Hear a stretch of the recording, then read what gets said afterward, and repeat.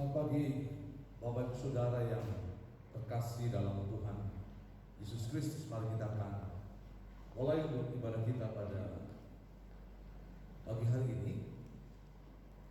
Kemudian coba untuk bangkit berdiri bersama-sama.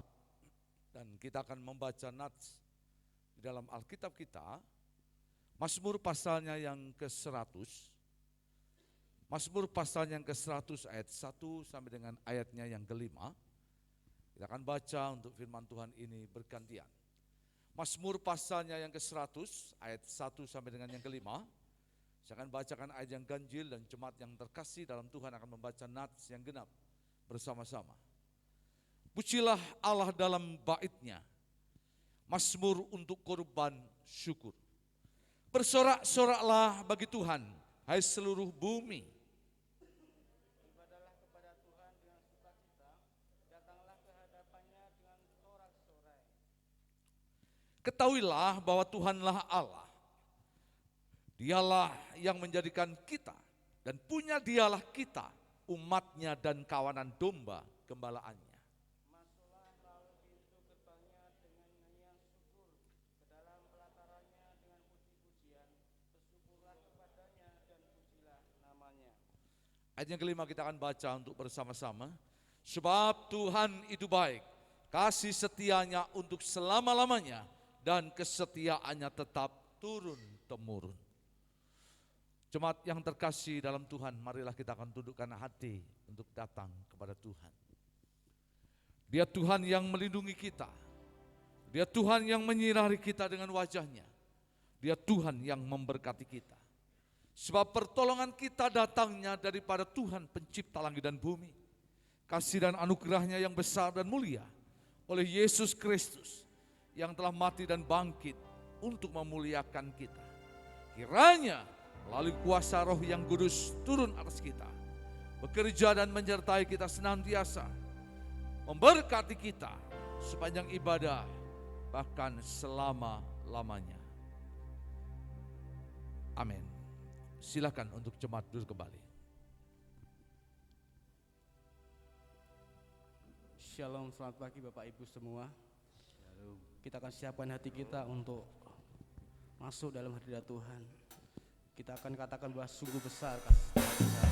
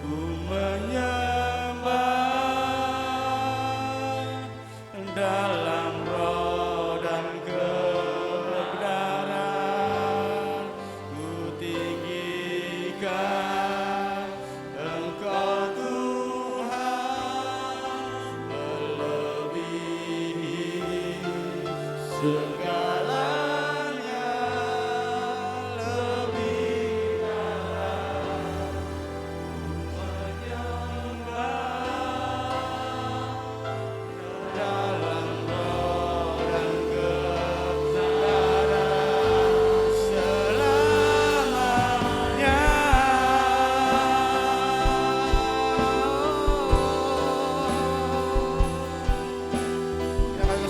besar setia Tuhan.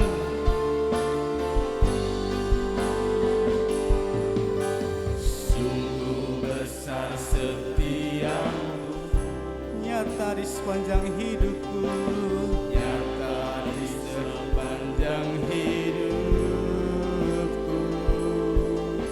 Darahmu telah layakkan kehidupanku. Tiada kata yang bisa, tiada kata yang bisa lukiskan indahnya Kau Tuhan.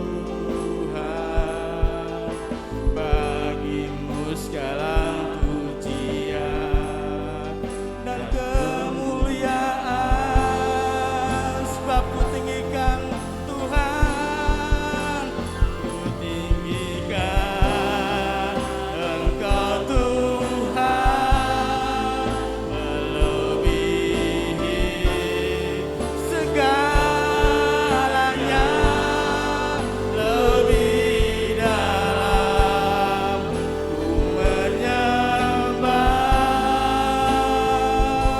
dalam roh dan kebenaran ku tinggikan Kau Tuhan, tinggikan Engkau Tuhan, melebihi segalanya, lebih dalam ku menyembah, dalam roh dan kebenaran ku tinggikan. Mari kita akan bangkit berdiri bersama-sama. Tinggikan Engkau Tuhan, melebihi segalanya, lebih dalam ku menyembah, dalam roh dan kebenaran, sebab ku tinggikan Tuhan. Engkau Tuhan, melebihi segalanya, lebih dalam ku menyembah, dalam roh dan kebenaran, dalam roh dan kebenaran, dalam roh dan kebenaran, dalam roh dan kebenaran, dalam roh dan kebenaran, selamanya,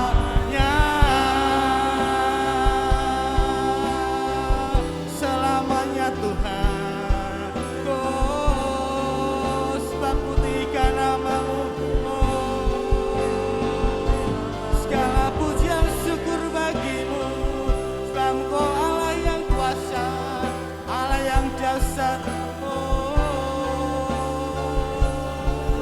Dalam roh dan kebenaran, pujikan nama-Mu Yesus, segala pujian syukur.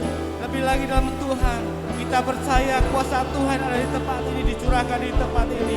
Yesus ajaib, Yesus yang perkasa bersenantiasa pimpin kita. Terima kasih Tuhan.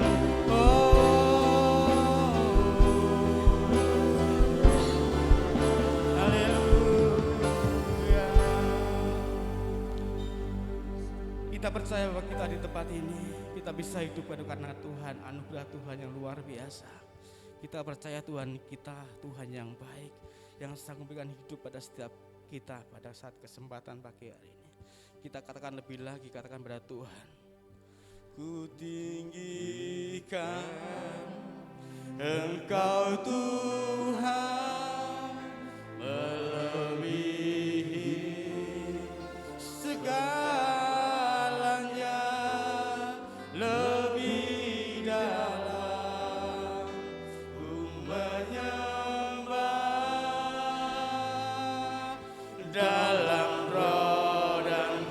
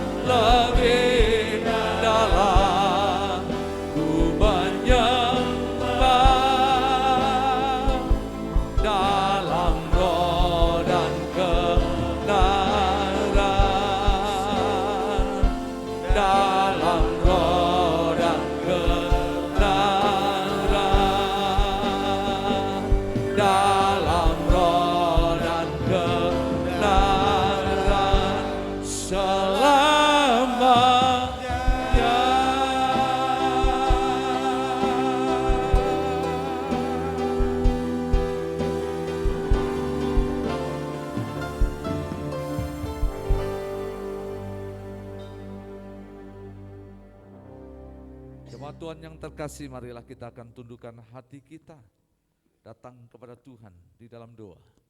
Sebelum kita akan berdoa menyerahkan ibadah kita pada pagi hari ini, marilah dengan segenap hati iman dan percaya kita akan bersama mengucapkan pengakuan iman Rasul yang ada. Mari kita akan bersama berkata, aku percaya kepada Allah Bapa yang Maha Kuasa, Khalik langit dan bumi, dan kepada Yesus Kristus, anaknya yang tunggal Tuhan kita, yang dikandung daripada Roh Kudus, lahir dari anak darah Maria, yang menderita sengsara di bawah pemerintahan Pontius Pilatus, disalibkan, mati dan dikuburkan, turun dalam kerajaan maut. Pada hari yang ketiga bangkit pula dari antara orang mati, naik ke surga, duduk di sebelah kanan Allah Bapa yang Maha Kuasa. Dari sana ia akan datang untuk menghakimi orang yang hidup dan yang mati. Aku percaya kepada Roh Kudus, gereja yang kudus dan am, persekutuan orang kudus, pengampunan dosa, kebangkitan tubuh dan hidup yang kekal. Membawa menyerahkan seluruh ibadah kami pada pagi hari ini ke dalam tangan Tuhan. Kiranya Tuhan berkenan untuk memberkati setiap hati kami, pikiran dan perasaan kami dengan damai, sejahtera dan sukacita Tuhan. Melalui pujian yang kami naikkan, firman yang kami dengar dan doa-doa yang kami pohonkan kepada Tuhan. Kiranya itu menjadi sesuatu yang baik, yang benar dan mendatangkan berkat Tuhan. Untuk itu kami berdoa dan menyerahkan setiap hamba Tuhan terlebih pagi hari ini. Setiap Bapak yang boleh melayani kaum pria dalam acara ibadah Pekan Pria pagi ini, Tuhan kiranya Kau memberkati mereka sebagaimana hati Tuhan yang Tuhan taruh kepada mereka untuk menjadi kepala keluarga, menjadi bapak-bapak yang baik bagi keluarga mereka. Kami berdoa kiranya anugerah dan kasih setia Tuhan menyertai sepanjang ibadah pada pagi hari ini. Terpujilah ya Bapa Tuhan. Dalam nama Yesus kami bersama menyerahkan seluruh ibadah kami. Di dalam nama Tuhan kami Yesus. Biar setiap kita semua yang percaya, yang siap untuk terima berkat Tuhan bersama berkata, amin. Berikan kemuliaan bagi Dia. Haleluya. Haleluya. Haleluya. Silakan duduk, Tuhan berkati kita. Shalom Bapak Ibu, kita percaya bahwa kita adalah orang-orang yang boleh diberkati Tuhan.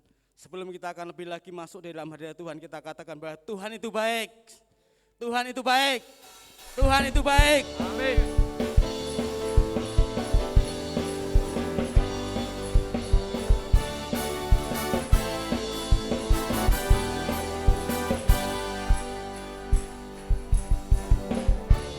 Tuhanku Maha Besar, Tuhanku Maha Kuasa, Raja segala raja. Dia takkan tergoyahkan, Dia takkan terkalahkan, Dia hidup dan berkuasa. Serukan namanya, Yesus Tuhan Raja, segala kuasa tunduk dalam namanya. Dia luar biasa, perkasa mulia, Yesus nama di atas segala nama. Kita serukan nama Tuhan, bahwa Tuhan itu besar.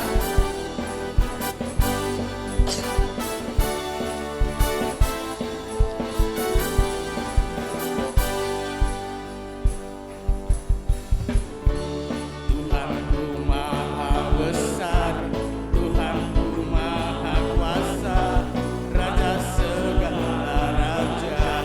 Dia takkan tergoyahkan.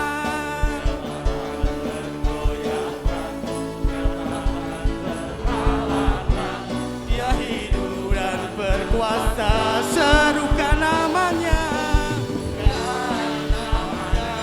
Yesus Tuhan Raja, segala kuasa tunduk dalam namanya. Dia luar biasa, Dia luar biasa, perkasa mulia, Yesus nama di atas segala nama. Saya katakan Tuhanku Maha Besar. Kita kita lebih lagi datang pada Tuhan. Angkat tangan kita saudara.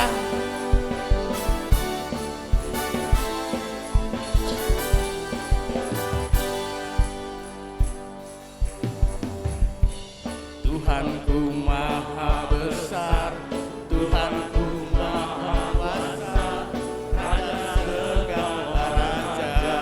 Dia takkan tergoyahkan, dia takkan terkalahkan. Dia hidup dan perkasa. Serukan namanya, serukan namanya. Yesus Tuhan Raja, segala kuasa tunduk dalam namanya. Dia luar biasa, dia luar biasa, perkasa mulia. Yesus nama di atas segala nama. Serukan, serukan namanya. Yesus Tuhan Raja, dan kuasa tunduk dalam namanya. Dia luar biasa, perkasa mulia.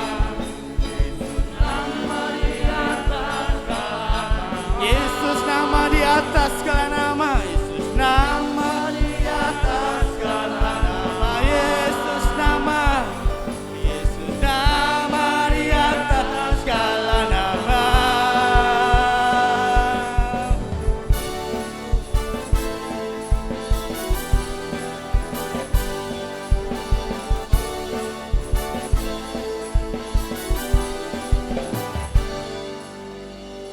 Ya, pagi ini kita akan terus bersuka cita bagi Tuhan. Tapi kita akan bangkit berdiri semua. Karena Allah kita yang bangkit, Allah kita yang menang. Kita boleh bersorak-sorai, kita boleh bernyanyi itu bagi Tuhan.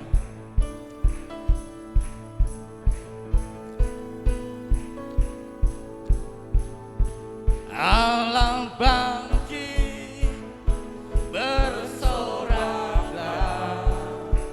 Allah bangkit, bernyanyilah.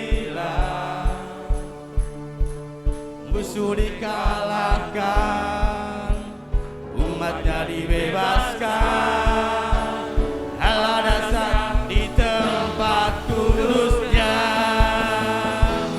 Allah bangkit, bersoraklah. Hey! Allah bangkit, bernyanyilah. Musuh dikalahkan, umatnya dibebaskan. Allah dasar di tempat kudusnya. Oh oh oh oh, oh oh oh oh, oh oh oh oh. Gerakkanlah kekuatanmu ya Allah.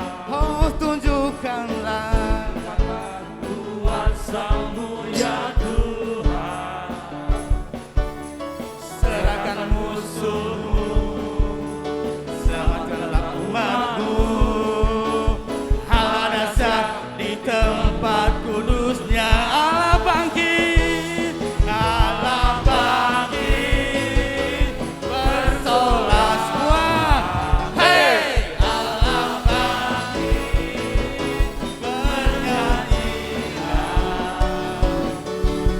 Musuh dikalahkan, umatnya dibebaskan.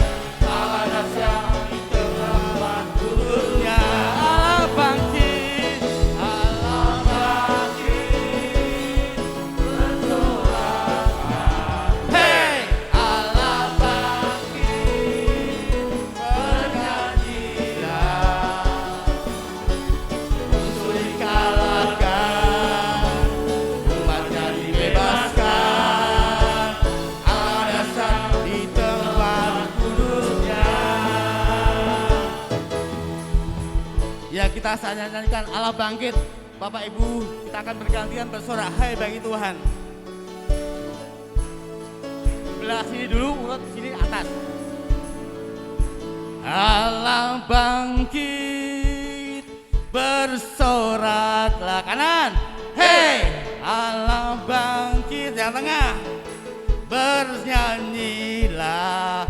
Hei, yang sedang bangkit, bersoraklah. Hei, sekali lagi, Allah bangkit, bernyanyi semua. Hei, musuh dikalahkan, umatnya dibebaskan. Apa? Allah datang di tempat kudusnya. Allah bangkit, Allah bangkit, bersoraklah. Hei, Allah bangkit, bernyanyilah. Musuh dikalahkan, umatnya dibebaskan. Allah dasar di tempat kudusnya. Allah dahsyat, Allah dasar di tempat kudusnya. Allah dahsyat, Allah dasar di tempat kudusnya. Oh oh oh oh oh oh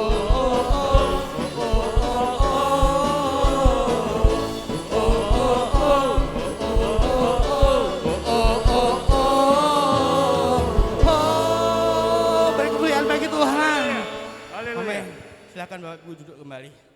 Kita percaya saat ini kita rindu akan jamahan Tuhan. Kita rindu setiap firman Tuhan.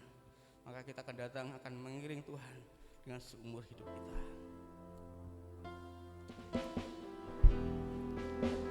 Kita siapkan hati kita untuk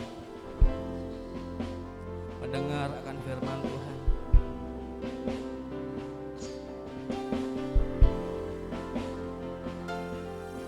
Sebab kekuatan jiwa kita di dalam Tuhan, ketenangan kita di dalam Tuhan.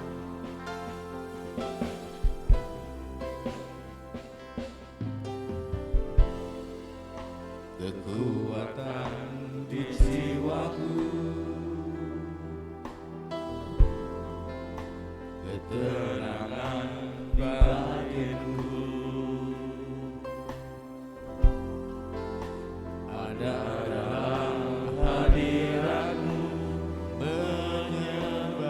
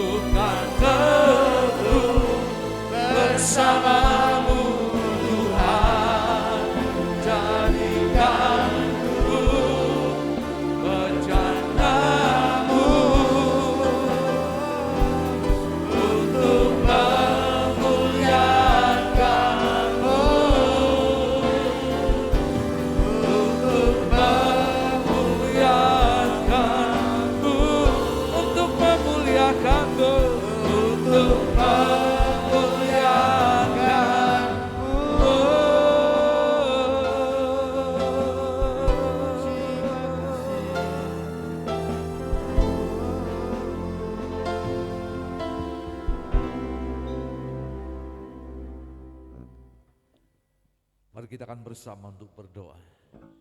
Kiranya hidup kami menjadi hidup yang senantiasa mempermuliakan Tuhan, Amin.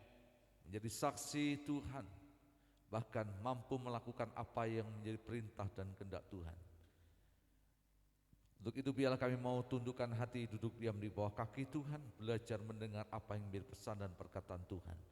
Berbicaralah Tuhan kepada kami, siap mendengar, pakai hamba-Mu yang sederhana ini menjadi alat di tengah pekerjaan-Mu Roh Kudus sepenuhnya. Engkau yang mengendalikan, mengambil alih seluruh waktu dan pemberitaan firman, agar terang Tuhan melalui Roh Kudus itu menerangi hati kami, agar apa yang kami dengar dan itu memberi warna, memberi untuk hidup dan memberkati kami. Kami menyerahkan sepanjang pemberitaan firman-Mu awal pertengahan sampai akhir, dan kami berdoa untuk jemaat Tuhan. Jadikan kami tanah yang baik, agar benih firman yang ditabur itu tumbuh hidup dan berbuah. Kami sudah berdoa dan menyerahkan pemberitaan firman-Mu pada pagi ini, di dalam nama Tuhan kami Yesus. Di setiap kita semua yang siap untuk terima berkat Tuhan, untuk firman-Nya, kita akan bersama berkata, amin. Silakan untuk jemaat untuk duduk kembali. Shalom. Bersyukur untuk pagi hari ini kita boleh kembali ada di dalam ibadah untuk Pekan Pria. Terima kasih untuk seluruh Bapak yang boleh mengambil bagian di dalam pelayanan pekerjaan Tuhan. Kiranya Tuhan memberkati Bapak sekalian dengan kemurahan Tuhan di tengah kehidupan keluarga, di tengah karir pekerjaan, dan di tengah setiap tugas dan tanggung jawab kita. Bapak Ibu Saudara yang terkasih dalam Tuhan, itu sebabnya tema pada minggu ini khusus dan lebih untuk mengarah kepada tema keluarga, yaitu suami adalah kepala istri. Sebabnya pagi hari ini sebagai bapak, sebagai suami yang hadir dalam ibadah, mungkin bisa angkat tangan kita. Ya. Dan bapak-bapak sekalian dikatakan adalah sebagai kepala dari istri. Untuk itu mari kita akan lihat nats firman Tuhan kita, ya, di dalam Efesus pasalnya yang kelima, ayat 22 sampai dengan ayat yang ke-24. Kita akan baca untuk bergantian firman Tuhan ini. Filipi pasalnya yang kelima, Efesus pasalnya yang kelima, maksud saya, Efesus pasalnya yang kelima, ayat 22 sampai 24. Ya, saya akan baca ayat yang ke-22. Bapak Ibu Saudara jemaat baca ayat yang ke-23, dan nanti kita bersama-sama baca ayat yang ke-24 bersama-sama. Efesus pasalnya yang kelima, ayat 22 sampai 24. Saya akan baca ayat yang ke-22, dan Bapak Ibu Saudara membaca ayat yang ke-23, ayat yang ke-24 kita akan baca bersama-sama. Demikian firman Tuhan. Hai istri, tunduklah kepada suamimu seperti kepada Tuhan. Ayat 23.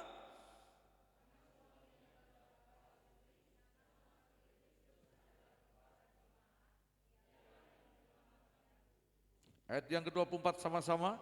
Karena itu sebagaimana jemaat tunduk kepada Kristus, demikian jugalah istri kepada suami dalam segala sesuatu. Saya ulang lagi, kita ayat yang ke-23 sebagai nats untuk tema kita pada pagi hari ini. Kita akan baca sekali lagi bersama-sama. 1, 2, 3. Karena suami adalah kepala istri, sama seperti Kristus adalah kepala jemaat, dialah yang menyelamatkan tubuh. Bapak Ibu Saudara yang terkasih di dalam Tuhan, saya yakin dan percaya bahwa Tuhan ketika Dia menciptakan laki-laki dan perempuan, pria dan wanita, atau dalam arti Adam dan Hawa, tanpa dalam pengertian untuk perbedaan itu membuat seorang kepada yang lain, atau wanita dengan pria, atau laki-laki dengan perempuan, itu seolah-olah memiliki kedudukan dalam pengertian yang berbeda dalam tanda petik, Artinya bahwa bukan berarti Tuhan lebih menempatkan dalam arti Adam itu lebih baik daripada Hawa. Atau Hawa itu lebih lemah daripada Adam. Di hadapan Tuhan, Adam dan Hawa, pria dan wanita, terlebih juga laki-laki dan perempuan itu sejajar. Satu dengan lain adalah sederajat. Dengan harapan bahwa pria tidak merendahkan akan wanita, ataupun wanita merasa untuk lebih lemah, lebih tidak berdaya, sehingga memberikan tuntutan bahkan hal-hal yang lain yang harus dikerjakan oleh pria. Tetapi sepanjang kita belajar di dalam Alkitab, Tuhan menciptakan manusia Adam dan Hawa dalam perbedaan. Dengan catatan adanya sebuah tanggung jawab, tugas yang satu dengan yang lain berbeda. Untuk sebuah tujuan, harapan yang sama. Maka saya selalu mengingatkan ketika bertemu di dalam konseling pranikah ataupun dalam khotbah-khotbah pernikahan. Salah satunya saya menekankan bahwa tujuan harapan yang namanya lembaga pernikahan bukan untuk saling meninggikan, saling merendahkan. Bukan untuk mencari kesalahan atau kebenaran. Bukan untuk saling menuntut satu dengan yang lain. Tetapi untuk membangun perbedaan itu untuk sebuah tujuan, harapan yang sama. Sekalipun tidak bisa dipungkiri bahwa bicara tanggung jawab itu berbeda. Berbicara mengenai tugas dan fungsi itu berbeda. Tetapi perbedaan itu untuk sebuah tujuan, goal, sasaran yang sama di dalam Tuhan. Beranjak dari sini Bapak Ibu Saudara yang terkasih di dalam Tuhan. Ada sebuah hal yang penting yang kita akan renungkan dalam konteks di sini adalah laki-laki atau pria. Bapak-bapak disebut, suami disebut sebagai kepala istri. Rasul Paulus banyak menulis perihal ini. Tidak saja soal laki-laki, soal perempuan, soal suami ataupun istri. Paling tidak dalam surat Efesus, nanti kita akan juga lihat bagaimana pesan Paulus kepada anak rohaninya Timotius. Juga memberikan sebuah tekanan yang penting dalam jemaat di Kolose. Juga menekankan bagaimana ada peran, ada fungsi, ada tugas, ada tanggung jawab yang diberikan Tuhan. Secara khusus dalam konteks firman Tuhan hari ini adalah kepada laki-laki, kepada suami yang ada. Nat yang kita baca dalam Efesus 5 khususnya ayat yang ke-23 dikatakan, suami adalah kepala istri. Kata kepala dipakai istilah kefali. Adalah sesuatu yang ada di atas, sesuatu yang tinggi. Artinya ada tanggung jawab yang di atas, ada tanggung jawab yang tinggi yang diletakkan, yang disediakan, yang dipercayakan, yang diberikan kepada istri. Dalam konteks apa lembaga yang namanya keluarga. Tujuannya untuk apa? Untuk memimpin, tujuannya untuk apa? Untuk melindungi, tujuannya untuk apa? Untuk menjadi pribadi yang mampu membawa yang namanya kepada lembaga keluarga ini. Kepada sesuatu yang baik di mata Tuhan. Sesuatu yang benar di mata Allah. Sesuatu yang hidup sebagaimana apa yang Tuhan rancang dan Tuhan rencanakan ada di dalam kehidupannya. Maka ketika kita merenungkan hal ini, ada sesuatu yang bapak-bapak, yang laki-laki, para suami sadari. Ada tugas, ada tanggung jawab, ada hal yang Tuhan itu percayakan kepada kita. yaitu sebagai kepala. Sebagai seorang pemimpin yang mampu melindungi, yang mampu memproteksi, yang mampu untuk memelihara, bahkan membawa kepada yang namanya gerbang rumah tangga, ataupun sebuah lembaga yang namanya keluarga ini, kepada sebuah rancangan Tuhan, kepada sebuah pekerjaan Tuhan yang baik. Kalau orang berkata, Pak, mau dibawa kemana keluarga ini? Mau dibawa kemana lembaga ini? Ya, saya akan katakan dengan sederhana, kepada sebuah kehidupan Taman Eden, bukan Taman Eden. Sebab tempat itulah yang Tuhan siapkan, sediakan. Kalau kita lihat dalam Kejadian pasal yang pertama dan kedua, bagaimana Tuhan menciptakan Adam, bagaimana Tuhan menciptakan Hawa, dengan gambar dan rupa Allah, dengan roh Allah yang diberikan kepada manusia itu. Sehingga debu tanah atau salah satu tulang rusuk yang diambil dari Adam itu menjadi makhluk, bukan makhluk hidup tapi makhluk yang hidup. Dengan harapan supaya Tuhan dimuliakan, supaya manusia berbahagia. Dan Tuhan membawa dalam Kejadian pasalnya yang kedua ayat yang ke-8. Manusia itu ada di Taman Eden. Dengan tujuan supaya lembaga ini menjadi lembaga yang kudus, lembaga yang berkenan kepada Tuhan, lembaga yang mencerminkan apa yang menjadi hati Tuhan, pikiran Tuhan, bahkan kehendak Tuhan ada dalam kehidupan lembaga ini. Maka seringkali saya katakan bagaimana lembaga keluarga itu di atas lembaga yang lain. Bahkan di atas gereja sekalipun. Lembaga keluarga itu menjadi lembaga yang penting. Karena itu yang disiapkan tanah oleh Allah. Disiapkan oleh tangan Tuhan. Menjadi sebuah figur Tuhan yang hadir dalam kehidupan ciptaannya. Di mana kasih itu dinyatakan. Di mana pengampunan itu dikerjakan. Di mana kerukunan, kesatuan hati itu dibangun.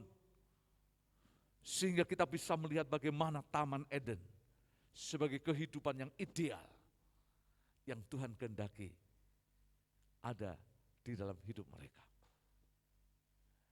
Maka selalu dalam konseling pranikah, ketika awal saya ketemu dengan mereka untuk memulai pertemuan, saya katakan salah satunya, untuk apa kalian menikah?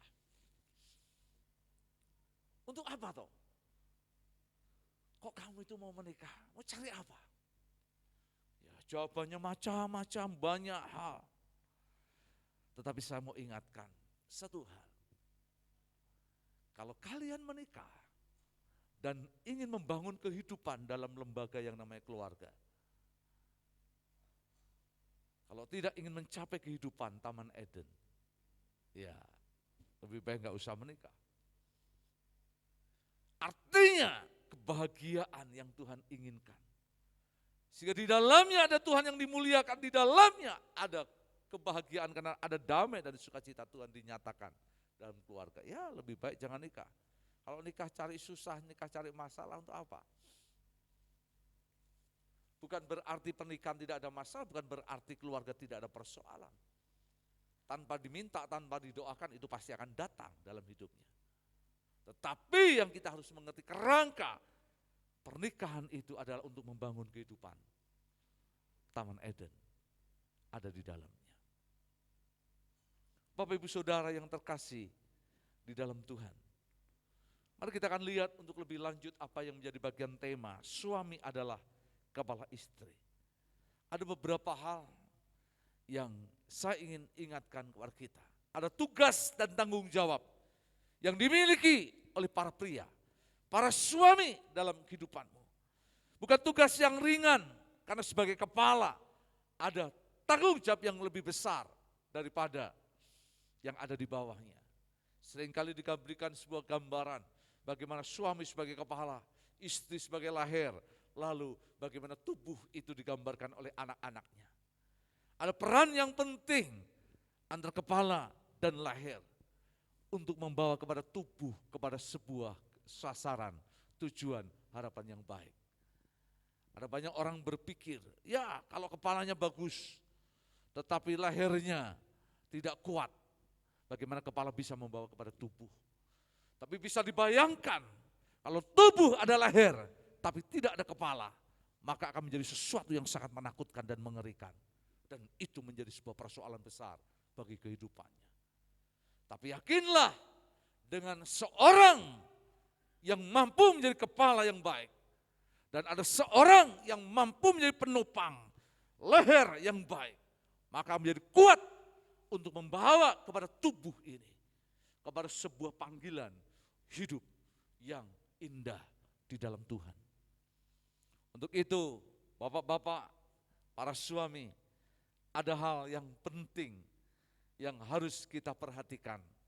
Bagaimana engkau menjadi sebagai kepala dari istri. Yang pertama, Alkitab memberikan sebuah pandangan yang baik di dalam 1 Timotius pasal 3 ayat yang ke-12. Suami adalah kepala istri. Yang pertama 1 Timotius 3 ayat yang ke-12. Mari kita akan baca bagian firman Tuhan ini. 1 Timotius pasal 3 ayat yang ke-12.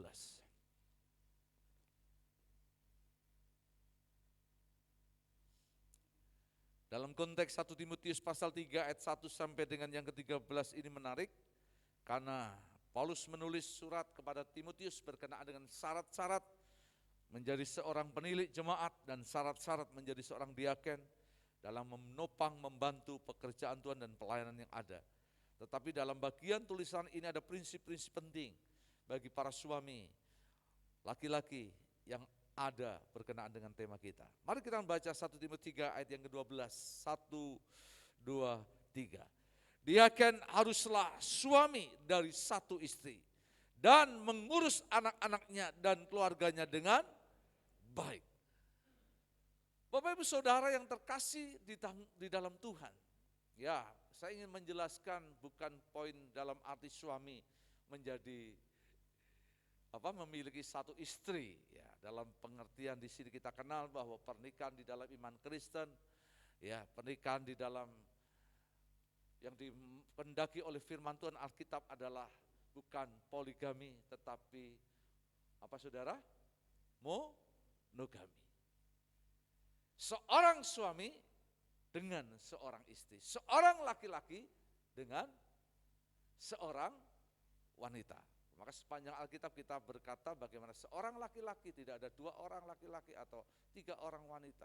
Tapi seorang laki-laki akan meninggalkan istrinya dan bersatu dengan istrinya, sehingga bukan ketiganya, bukan keempatnya, bukan kelimanya, tetapi keduanya menjadi satu daging. Dan itu konsep dan pada yang namanya lembaga pernikahan. Tetapi yang saya ingin bangun dalam bagian yang pertama ini adalah bagaimana seorang suami atau seorang bapak itu adalah seorang yang bertanggung jawab kepada keluarganya. Seorang suami haruslah seorang yang bertanggung jawab kepada keluarganya. Paulus berkata di sini, seorang suami mampu mengurus anak-anaknya dan keluarganya dengan baik. Memiliki tanggung jawab yang baik, yang benar di dalam keluarganya. Tahu mengerti kemana keluarga ini akan dibawa, kemana lembaga ini akan boleh dibentuk dan diwujudkan dalam kehidupannya. Ada sebuah harapan, ada sebuah visi, ada sebuah sasaran, ada sebuah tujuan. Sebagai suami tidak hanya sekedar ya terserah Pak, mau kemanalah keluarga ini mau berjalan, manut Tuhan saja. Ya terserah istri Pak, mau kemana. Ditanya bagaimana anak-anak, ya nanti terserah mereka Pak. Tetapi paling tidak bagaimana seorang suami punya sebuah kerangka pikiran, punya sebuah kerangka tujuan, punya sebuah kerangka harapan. Apa yang harus dikerjakan, apa yang harus dibawa, apa yang harus dilakukan bersama dengan keluarganya. Dan ini ada di dalam bingkai yang namanya kehidupan suami atau pria. Mampu bertanggung jawab yang baik dengan keluarga. Saya percaya tidak hanya bicara soal masalah nafkah atau hal jasmani dan rohani dalam pengertian, juga hal berkenaan dengan yang lainnya. Tetapi bagaimana Bapak mampu menjadi teladan bagi anak-anaknya. Seorang suami mampu menjadi contoh bagi istrinya. Suami tidak menjadi batu sandungan bagi keluarganya. Suami tidak menjadi sesuatu yang sangat menyedihkan bagi anak-anaknya. Sehingga figur anak-anaknya tidak lagi kepada bapaknya tapi kepada orang lain. Bahaya. Sehingga istri mungkin lebih tunduk kepada orang lain daripada suaminya. Ada sesuatu yang salah, ada sesuatu yang hilang, ada sesuatu yang tidak terjadi di dalamnya. Bisa jadi karena ada suami yang tidak mampu menjadi bapak, menjadi suami yang bertanggung jawab baik dan benar kepada keluarganya. Mungkin suami hanya berpikir yang penting saya ya bisa memenuhi kehidupan jasmani. Yang penting saya bisa menyekolahkan anak-anak. Yang penting saya bisa memberi makan kepada mereka. Tapi pertanyaannya apakah dengan memberi makan, menyekolahkan, bahkan juga membiayai dan memenuhi kebutuhan secara jasmani ataupun yang lain. Dan itu bisa dikatakan cukup untuk menjadi suami, menjadi bapak yang bertanggung jawab, yang baik. Saya banyak ketemu dengan orang ketika sekolah memanggil untuk orang tua berkenaan dengan anak-anaknya, ada konsultasi, wah ini perlu orang tuanya diundang, dipanggil di sekolah. Lalu bapak dan ibu itu berkata, ya sudahlah, pokoknya ke sekolah itu urusanmu, nanti kamu ketemu gurunya, tapi urusan duit itu urusanku. Kadang kalau bapak-bapak begitu mudah berkata demikian. Atau bapak-bapak berkata, ya sudahlah pokoknya anak itu urusan, didiklah dia. Ya, yang penting saya nurut, ikut aja. Tapi urusan kebutuhan, biaya hidup dia, aku akan banting tulang, wah kan, untuk membiayainya. Dan itu dirasa kadang kala orang ya cukup dan baik. Tapi Alkitab tidak berkata demikian. Ini bukan soal urusanmu dan urusanku, bukan merupakan masalahmu, masalahku. Tetapi ada sebuah payung, ada sebuah perlindungan, ada sebuah proteksi. Yang di sini harus ada seorang pria, seorang suami, seorang laki-laki yang bertanggung jawab. Maka apapun yang dilakukan kepada keluarganya, apapun yang dikerjakan dengan lembaga ini, maka ada sebuah peran penting, ada sebuah keterlibatan, ada sebuah keputusan, ada sebuah kehadiran, itu seorang suami, seorang bapak yang bertanggung jawab kepada keluarganya. Yang kedua,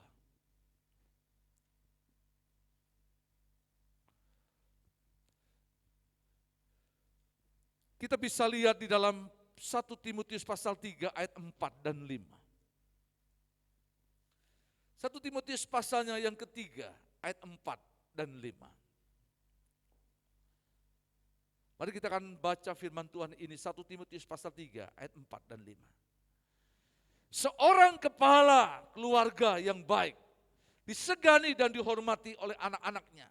Jikalau seorang tidak tahu mengepalai keluarganya sendiri, bagaimanakah ia dapat mengurus jemaat Allah? Saudara terkasih di dalam Tuhan, di sini saya menangkap sesuatu. Tidak saja suami yang bertanggung jawab atau mempunyai tanggung jawab yang baik terhadap keluarganya, tetapi yang kedua juga suami yang harus dapat menjadi berkat bagi keluarga. Dalam konteks ini, bapak-bapak yang disegani dan dihormati oleh keluarganya. Saya yakin Ya, sebenarnya bapak-bapak semua pengen dihormati. Ya. Siapa sih suami yang tidak ingin dihormati istrinya? Yang tidak ingin dihormati untuk anak-anaknya? Saya percaya bahwa itu adalah alkitabiah. Tetapi bukan berarti kita, bapak-bapak itu gila hormat. Tetapi yang lebih fatal lagi, untuk kita ingin dihormati, ingin dihargai, perhatikan. Kadangkala kita pakai berbagai cara, bahkan dikatakan menghalalkan cara. Orang berpikir dengan sikapnya yang kasar, untuk orang bisa segan dengan dia. Dalam nats ini saya tidak melihat adanya sebuah penindasan dalam pengertian segan hormat itu karena takut dalam pengertian seperti seorang yang takut kepada setan atau seorang yang takut dengan anjing. Kalau ada anjing ngejar begitu takut ya. Seringkali anak-anak kecil di depan rumah saya itu gayanya kayak bawa pentung, bawa apa? Bawa ada anak 5, anak 10 itu nggak ada pentung kayak orang mau perang itu loh. Itu kayak mau perang dengan anjing itu. Karena di depan saya itu ada 2 anjing hitam sama ya coklat itu seringkali ke rumah saya kasih makan apa seringkali ngepos di rumah. Wah, anak-anak itu kayak mau perang pagi. Galak ora, wes pokoknya parah nih, pokoknya dikeroyok, wes itu saudara.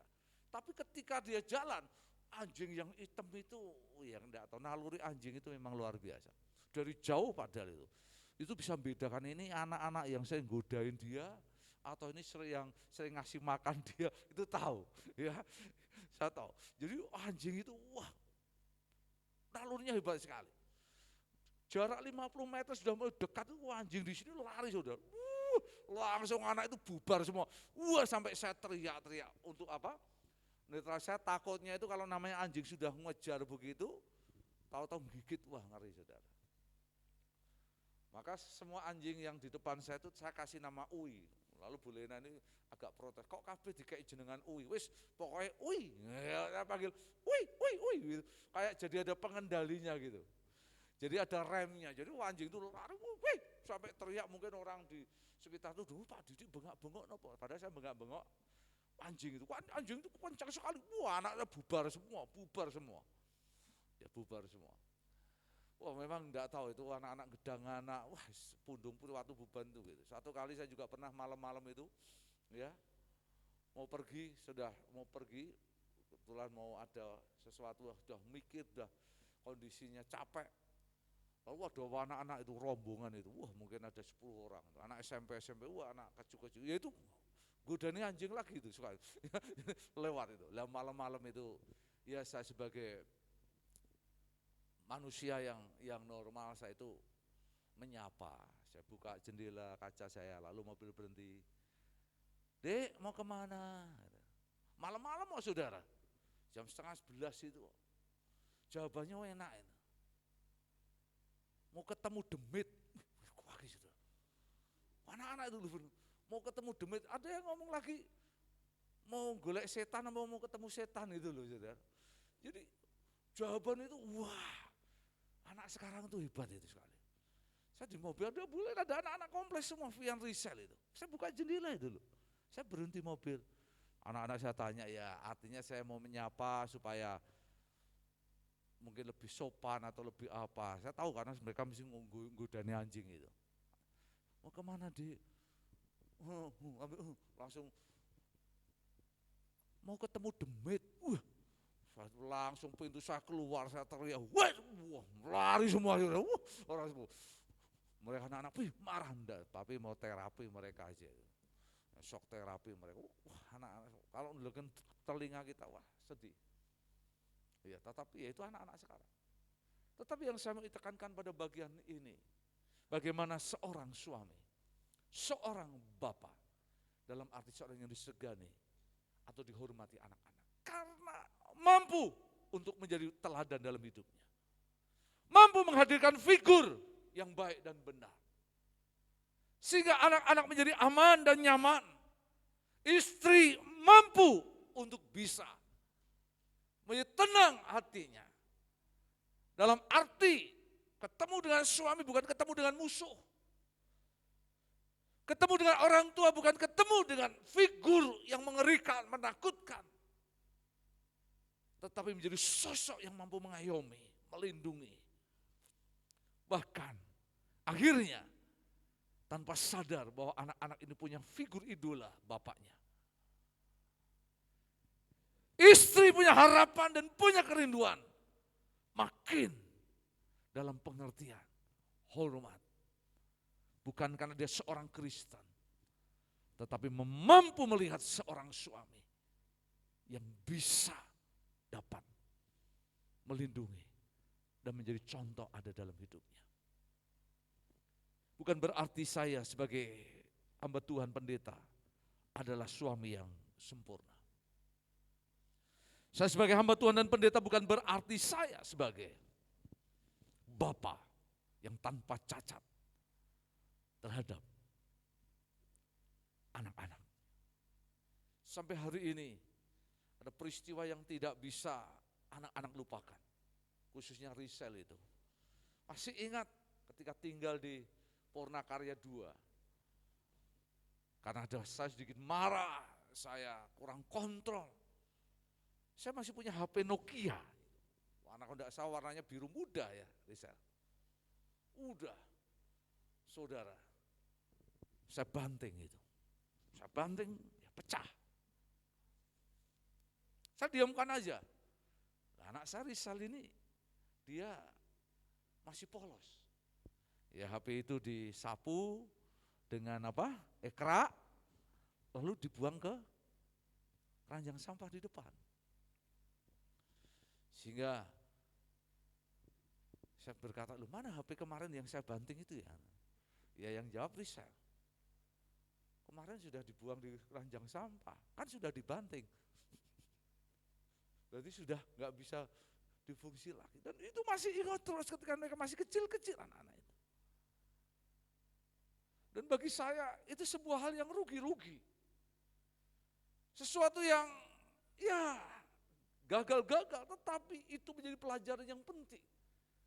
Ternyata apa yang kita buat, yang kita lakukan dengan hidup kita, ada orang-orang yang memperhatikan, ada pribadi-pribadi yang bersentuhan, dan itu menjadi sebuah pelajaran yang baik bagi mereka.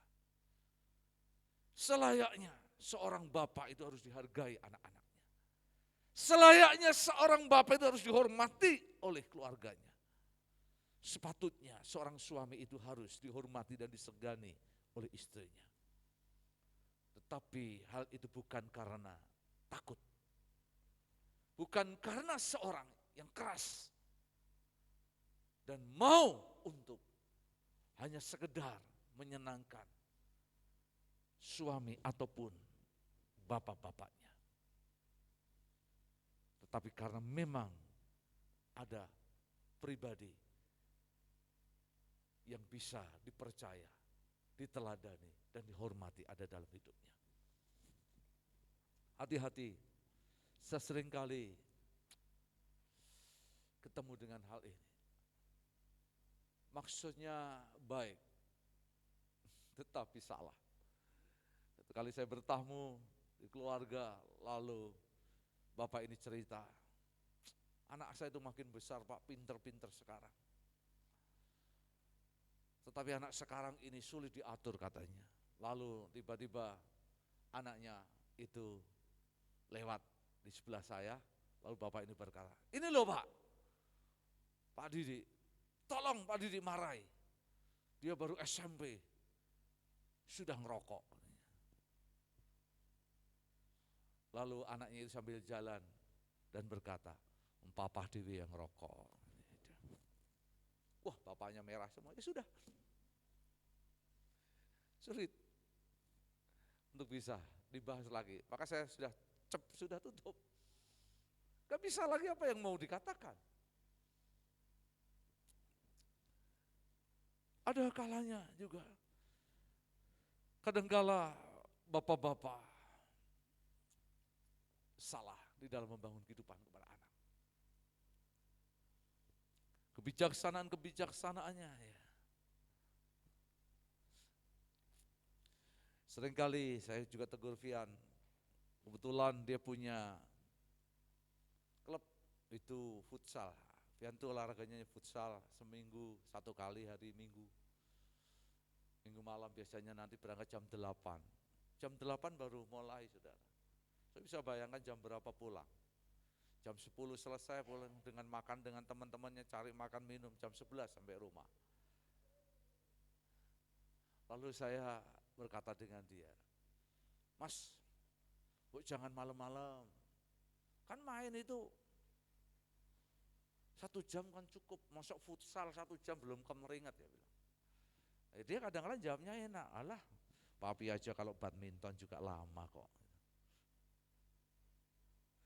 Tidak, kalau saya sudah dibegitukan juga tidak bisa ngomong, saudara. Padahal ya kalau saya mau alasan lagi, bapak-bapak gampang, kan papi sudah besar, kamu masih sekolah. Lalu saya alasan lagi, kan papi ini ngurusi duit. Badminton itu datangnya awal, kadang-kadang pulangnya terakhir sampai karena harus narik iuran itu. Ya kebetulan saya ngurusi keuangan itu sehingga semua harus nunggu sampai akhir. Ya saya baru rintis itu beberapa waktu ini, tapi beberapa kesempatan ini saya juga sudah mulai tinggalkan, tak serahkan kepada anak-anak, tak tinggal. Sudahlah, wis pokoknya duit tinggal besok, tinggal laporannya berapa. Sehingga saya bisa pulang agak gasik. Tetapi hal itu pun kadang-kadang bisa hal yang demikian. Saya merasa ya salah. Sekalipun yang saya lakukan siang, yang dia lakukan malam. Tetapi saya berpikir lagi ya, itu bagian dari satu-satunya hiburan dia. Paling ya futsal itu. Tidak ada lagi. Pengen naik sepeda muter-muter perumda saja, tetapi kadang-kala itu ada hal yang menjadi evaluasi buat saya. Karena saya tidak bisa memberikan contoh yang lebih baik. Maka menjadi evaluasi bagi saya. Ada banyak hal yang kita bisa lakukan. Suami adalah kepala istri. Suami yang memiliki tanggung jawab yang baik dalam keluarga. Suami yang disegani dan dihormati oleh keluarga. Bisa jadi suami juga yang mengasihi istri. Suami juga yang mampu untuk menjadi sebuah motivator yang baik dalam keluarga. Ada banyak prinsip penting, ada tugas dan tanggung jawab hal yang penting yang ada dalam keluarga. Saya tutup dengan satu hal. Saya sedih ketika saya ketemu dengan seorang suami, seorang bapak yang berkata demikian. Dia melarang hari-hari ini orang adanya vaksin. Saya berdoa, saya berharap kita bukan orang yang anti vaksin. Vaksin itu sebagai salah satu saja yang Tuhan pakai untuk pemerintah agar memotong atau menghentikan yang namanya COVID-19 ini. Karena pemerintah begitu yakin bahwa vaksin itu bisa menghentikan. Artinya dengan orang divaksin semua, maka COVID itu bisa terputus. Tapi hari-hari ini gereja itu terpecah. Hati-hati, gereja terpecah. Bahkan di Bandungan pun, di depan rumah Pak Saribun itu juga gereja yang anti vaksin. Saya heran, sampai vaksin dikaitkan dengan surga dan neraka. Tapi yang lebih fatal lagi, ini contoh saya katakan. Hati-hati. Ada seorang bapak berkata, saya sebagai kepala keluarga, sebagai seorang suami, semua harus nurut dengan saya. Alkitab berkata, Efesus pasal 5 ayat yang ke-22, suami ada kepala istri dan juga anak-anaknya. Maka kalau saya ngomong harus dituruti. Kalau kamu tidak nurut saya, ya sudah terserah. Sampai ada begitu. Kalau kamu tidak nurut saya, sudahlah. Dalam pengertian, pisah ya pisah, itu coba saudara. Ngeri. Ngeri. Ini sampai orang, sampai ada pada sebuah titik yang sangat bodoh sekali. Bahkan ada orang yang rela, hanya gara-gara vaksin aja. Udah mau dikeluarkan kerjaan ya enggak apa-apa lah. Lalu saya bilang, lah anakmu, nanti keluargamu gimana? Oh itu Tuhan yang pelihara, hebat kan saudara? Coba itu, saya kadang-kadang gemes kalau model dengan model bapak-bapak yang begini, ini gemes betul. Tapi ini sampai konsepnya jahat begitu, rusak. Dia sebagai kepala keluarga, iya. Dia punya tanggung jawab kepada keluarga, iya. Tapi bukan berarti dia menghalalkan cara sebagai kepala keluarga, sebagai pemimpin keluarga. Untuk apa? Kepentingannya, untuk keegoisannya, untuk sekedar memenuhi ambisi yang ada. Artinya, saya bukan orang yang harus dalam pengertian seperti di mall, kalau tidak divaksin tidak boleh masuk gereja, ini salah, saya tidak mau. Salah itu. Vaksin tidak divaksin urusan saudara. Tapi kalau saudara ingin bicara firman, ayo kita diskusi dengan saya. Nah itu tugas saya. Tetapi jangan sampai mengintimidasi sampai kepada anak-anak. Sampai anak-anak, kalau kamu anak saya, kamu divaksin lebih baik sekolahnya keluar aja, pindah sekolah lain. Kalau semua sekolah divaksin ya sudah, homeschooling aja. Coba bayangin. Sadis, ngeri, dan ini sangat membabi buta. Menurut saya, peran suami, peran bapak-bapak bukan untuk menindis, mengintimidasi, menyakiti, atau bahkan membuat kesesakan dalam keluarga. Tapi mampu untuk membangun, sekalipun mungkin dalam keluarga itu berbeda. Ada yang asin, ada yang manis, ada yang pedas, ada yang kecut. Tapi bagaimana rasa yang nano-nano itu bisa dapat untuk menjadi indah di dalam yang namanya keluarga. Kadang-kala perbedaan itu sakit, kadang-kala memang hal yang tidak sama itu menyedihkan, tapi bukan berarti kita menjadi seperti Tuhan, menghukum, menyakiti, melukai, bahkan melempar di dalam kehidupannya. Sampai saya katakan dengan keluarganya, sampai saya katakan kepada istrinya, udah gak usah vaksin. Bukan karena kita setuju atau tidak, karena keluarga itu adalah anugerah Tuhan yang terbesar. Harta yang terbesar. Gitu Pak, ya. Dalam bahasa Jawanya itu, sing waras, ngalah. Berarti banyak suami yang ya enggak waras. Saya berdoa tidak ada di sini, tapi di sana. Karena yang di sini semua adalah waras dan waras. Ya, kalau saya tidak waras, nanti dikeroyok Pak Lukas, Pak Joko, gak wedi aku. Ya, waras.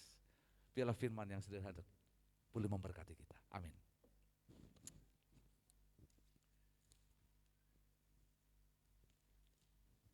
Mari kita akan berdoa bersama. Terima kasih Bapak untuk firman. Pagi ini kebenaran yang Tuhan ingatkan. Suami adalah kepala istri. Sebagai pelindung, pemimpin, pemelihara. Bahkan yang bertanggung jawab membawa kepada lembaga ini. Menjadi lembaga yang mengasihi Tuhan. Bahkan lembaga yang mempermuliakan Tuhan. Kami berdoa, biarlah setiap kami, para bapak, para suami, yang hadir, pria, engkau sebagai calon bapak juga yang ada. Jadilah engkau pribadi yang bertanggung jawab kepada keluarga. Engkau menjadi pribadi yang disegani, dihormati bukan karena kekuatanmu, tapi karena anugerah dan kasih Tuhan yang besar benar dalam hidupmu. Terima kasih untuk segala berkat, kebenaran firman yang sudah kami dengar pagi ini. Kami berdoa di dalam nama Yesus. Amin. Puji Tuhan Bapak Ibu Saudara untuk ibadah yang sudah berjalan berlangsung dan memberkati kita melalui pujian terlebih firman Tuhan. Sebentar kita akan mendengar untuk Binus minggu ini bisa ditayangkan untuk kita.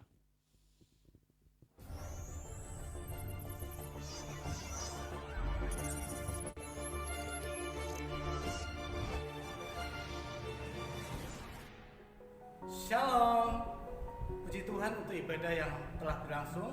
Berkat Tuhan telah disediakan dengan pujian serta firman Tuhan. Mari kita akan simak Binus minggu ini.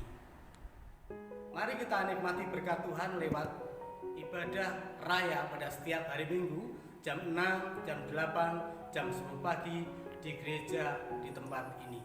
Dan nikmati ibadah online jam 5 sore melalui YouTube Bethesda. Mari adik-adik semua kita nikmati berkat Tuhan lewat ibadah sekolah minggu jam 8 pagi di tempat ini. Kiranya Tuhan memberkati kita, jangan lupa pakai masker ya. Mari datang dan nikmati bersama, kita ajak semua teman, ajak semua keluarga untuk bisa menikmati hadirat Tuhan lewat ibadah tengah minggu setiap hari Kamis jam 7 malam secara online. Dan ibadah ini tidak akan ditayangkan secara ulang. Mari kita sebagai kaum muda, kita ikut dalam ibadah setiap hari Sabtu akan dimulai minggu depan jam 5 sore di tempat ini. Ajak semua bisa datang, kita boleh berkumpul bersama untuk menikmati hadirat Tuhan dalam kuasa Tuhan. Sekian bisnis minggu ini, selamat hari Minggu, Tuhan Yesus. Bapak Ibu Saudara yang terkasih dalam Tuhan, saya ingin memberitahukan dan juga sedikit memberi penjelasan. Jika mungkin mulai hari ini ada amplop persembahan mungkin yang sudah disiapkan ya di depan di sana, ada 2 amplop. Yang pertama ada amplop persembahan yaitu rutin umum untuk kas gereja. Tapi yang kedua adalah amplop persembahan untuk persepuluhan. Ya, kita sudah coba lama untuk mendoakan, menggumulkan dan pengen untuk melakukan yang terbaik dalam pengertian melalui sarana untuk persembahan, maka kita cetak sudah amplop ini dengan harapan ya amplop ini akan pastinya lebih baik, lebih mahal ya, lebih mahal dibandingkan dengan amplop yang biasa. Tapi kami punya tujuan dan harapan. Jadi punya tujuan dan harapan amplop ini artinya bisa dalam pengertian apa? Dipakai untuk bukan sekali pakai. Biasanya kalau yang di depan kan ada yang sekali pakai dalam pengertian kalau dibuka lemnya seret, uang dimasukkan lalu amplop ditutup dimasukkan di sana, biasanya sudah dibuang. Ya, tapi amplop ini tebal, bahannya tebal, bahkan dicetak pun dengan warna yang baik. Ya. Dengan harapan apa? Bagi Bapak Ibu Saudara, kalau toh nanti datang bisa masuk ngambil, lalu masukkan persembahan kapanpun boleh, hari Minggu ataupun hari apa silakan. Itu bisa tinggal hanya dilempit begini, dimasukkan begini. Harapan saya jangan ditekuk. Sayang kalau ditekuk pasti akan rusak gitu ya saudara. Dan jadi jelek. Ya, tidak perlu ditekuk karena untuk lubang kotak itu sudah saya buat lubang lebih besar, ya lebih gede itu. Ya ukurannya mungkin 12 cm ada itu. Jadi masuk aja, tidak usah ditekuk. Ya, nanti jangan ditekuk lalu dimasukkan di kantong gitu, janganlah. Lebih baik ya dibeginikan saja, ya sudah cukup. Lalu ya masukkan utuh seperti ini. Ya kita harap kita butuh bekerja sama. Ya harapannya apa? Minggu depan juga bisa dipakai lagi. Memang kita cetak banyak, tapi bukan berarti dipakai setiap kali, ganti-gantikan sayang. Ya harganya cetak cukup lumayan juga. Ya, tapi kita harapan ini menjadi baik. Jadi ini yang satu untuk persembahan ini. Jadi silakan berapapun persembahan untuk mulai minggu ini kita tidak ada program untuk musik. Kalau memang ada persembahan khusus musik bisa ditulis amplop sendiri, dimasukkan boleh. Tetapi kalau tidak kita akan fokus kepada satu persembahan ini untuk yang persembahan rutin. Ya, kecuali untuk diakonia, amplop diakonia tetap masih ada, tetap disediakan pakai untuk diakonia amplop yang ada. Lalu yang kedua untuk persepuluhan juga. Biasanya juga di sini kan ada ditulis di depan kodenya mungkin NN atau HP atau NNT atau NDP kan gitu di sini saudara ya. Nah, saya berharap ada solusi di dalam kertas di dalam amplop ini ada kertas. Ya, di sini judulnya persembahan persepuluhan. Lalu ada nama atau kode kalau mau ditulis. Tapi kalau tidak ditulis di sini berarti ini NN. Ya, tapi kalau ada kode khusus silahkan ditulis di kode khusus ini. Lalu kode ini akan dimasukkan di sini kembali. Dan ini yang akan kita ganti setiap kali kalau ini dipakai. Ya, harapannya juga apa? Persembahan itu dimasukkan, persembahan itu lalu dimasukkan dan amplop ini bisa akan dipakai terus. Ya sampai kapan ya? Sampai nanti rusak, kecuali nak sobek atau sudah jelek ya kita ganti. Karena ini cukup tebal, sudah cukup tebal ya, tebal sekali. Beda dengan amplop yang biasa. Harapannya apa? Ya di samping lebih baik amplopnya. Bukan berarti, wah kalau lebih baik amplop nanti persembahannya lebih banyak, bukan itu. Kami punya harapan, ya supaya ini akan lebih baik daripada ditekuk-tekuk sampai warnanya kotor, kadang kala saya lihat udah bekas tekuan tapi belum dilem, dan itu saya berharap ini akan menjadi lebih bagus. Ya ini saja hal yang penting. Itu saja. Kalau belum jelas bisa nanti koordinasi dengan penerima tamu ataupun yang lain akan mungkin diberikan penjelasan untuk hal ini. Ya, itu saja pengumuman dari saya berkenaan dengan masalah amplop persembahan ini. Ya, untuk kesempatan yang baik ini saya ingin untuk berdoa untuk para suami atau laki-laki atau calon bapak pria saja. Izinkan biarlah untuk pagi hari ini kita akan mendoakan untuk mereka, biarlah di pekan pria ini kita berdoa untuk bapak-bapak, untuk kita khususnya untuk laki-laki pria yang ada di gereja ini boleh menjadi orang-orang pribadi yang luar biasa di depan Tuhan, di hadapan Tuhan. Untuk itu silakan mungkin untuk bapak-bapak bisa bangkit berdiri di tempat duduk masing-masing. Ya, kita akan berdoa terlebih dahulu untuk semua ya. Silakan untuk pemuda juga yang calon bapak bisa berdiri, karena nanti kalian juga akan jadi bapak ya. Pak Yudi juga laki-laki berdiri, suami. Ya, monggo Pak Yudi. Iya. Kita akan berdoa ya semua. Kami bersepakat bersama dengan para istri, ibu-ibu, wanita yang Tuhan anugerahkan, berdoa untuk suami, untuk laki-laki, untuk pria yang Tuhan anugerahkan di dalam kehidupan mereka ada di gereja ini. Kami sepakat berdoa di dalam nama Yesus.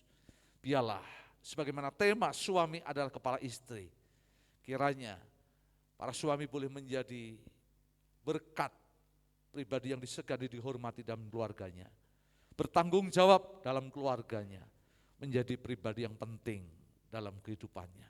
Diberkatilah bapak-bapak dalam keluargamu bersama dengan istri dan anak-anakmu dengan berkat kebahagiaan dan kehormatan. Diberkati dalam setiap kesehatan dan kekuatan. Engkau menjadi kepala keluarga yang baik, yang bertanggung jawab dan yang mengasihi Tuhan. Diberkati dengan segala berkat tubuh, jiwa dan roh yang terbaik dalam anugerah-Mu. Terima kasih, kami juga berdoa untuk para remaja pemuda sebagai calon bapak, calon suami. Diberkati juga hidupmu, masa depanmu yang terbaik dalam Tuhan, seperti Tuhan mengasihi hidupmu. Terima kasih untuk pagi hari ini segala berkat, kemurahan Tuhan yang diberikan kepada kami. Mari kita semua akan bangkit berdiri bersama-sama. Kami terus berdoa untuk kesehatan persembuhan Bu Katri, juga di dalam nama Yesus. Tuhan menjamah dengan berkat yang Tuhan lakukan terbaik di dalam kehidupannya. Kami juga berdoa menyerahkan untuk saudara-saudara kami yang lain, yang tidak bersama dengan kami dimanapun mereka berada, yang lemah Tuhan kuatkan, yang sakit Tuhan menjamah, yang ada dalam pergumulan Tuhan berikan jalan keluar. Kami berdoa untuk ibadah kedua dan ketiga, Tuhan juga menyertai dengan berkat yang terbaik. Jemaat Tuhan, mari kita akan tengadahkan dua tangan kita. Pulanglah, terima berkat yang terbaik yang datang daripada Allah Bapa di surga, kasih oleh Yesus Kristus dan persekutuan bersama yang kudus, menyertai kita senantiasa selamanya, sampai Tuhan Yesus datang yang kedua kalinya. Amin. Shalom, shalom, damai Allah turun ke atasmu sekarang. Shalom, shalom, damai Allah sekarang dan selamanya. Singkat saja menyanyikan pujian ini. Di sungai yang mengalir lembut ke hati. Mari coba bersama-sama dengan saya menyanyikan pujian ini. Seperti burung merpati, damai surga. Wih, sama-sama. Shalom, shalom, diberkatilah sekarang. Berkat yang besar, yang benar, yang daripada Tuhan, Tuhan menyertai hidupmu. Berkat yang menjadi bagian hidupmu, apa yang perbuatan tanganmu, Tuhan baik dan kebaikannya menyertai kita senantiasa. Tuhan kekal selama-lamanya. Terpujilah Bapa Tuhan. Haleluya.